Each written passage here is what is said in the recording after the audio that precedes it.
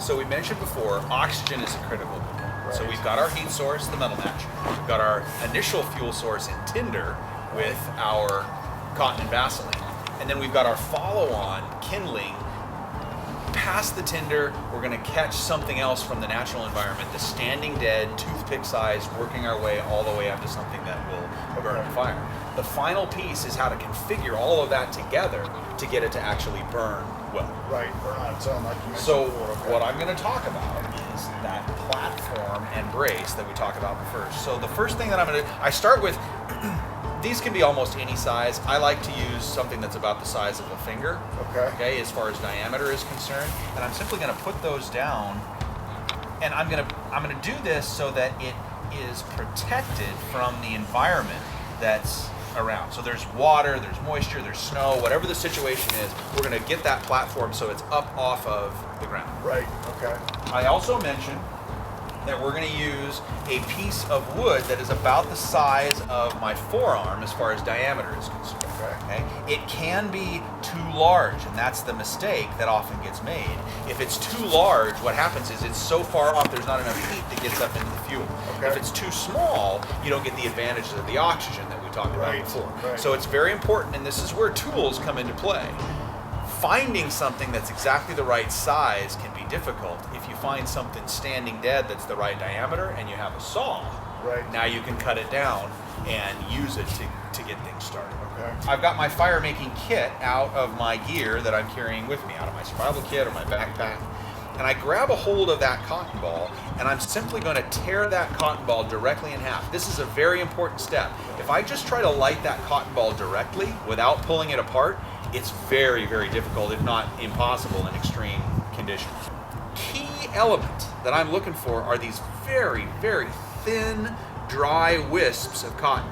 That's what's going to accept that heat source spark and start burning. So what I've got here is a Vaseline candle. Okay. And I'm going to take those two bases of those pieces that I pulled apart. I don't want to handle this area. I also don't want to pull apart, pull apart, pull apart. I want to tear it in half and put the bases together so that I've got the dry cotton here. If I touch that, I'm going to smash that back down in, and it'll make it more difficult to get it started. So now what I'm going to do is I'm going to set that down, and now I've got my metal match.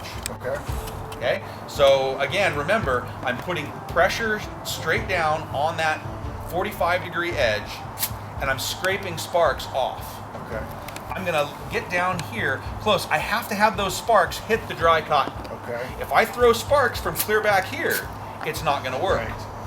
I get right down next to it, and I throw the sparks right into one shot and it's lit. That's right awesome. into the cotton.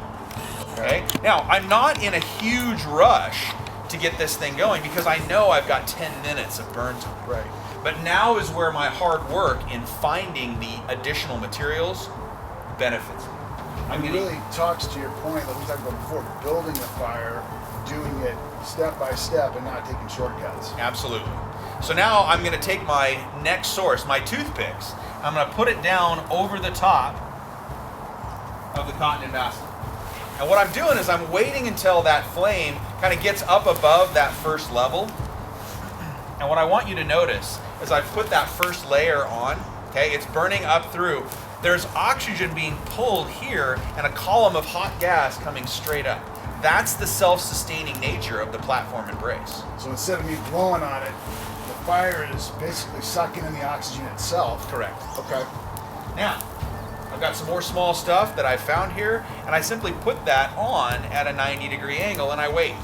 As soon as the flames get up above the level and I can start to see it over the top, the flame up here in the smoke, now I know that there's something caught on fire in that particular level and I can move up.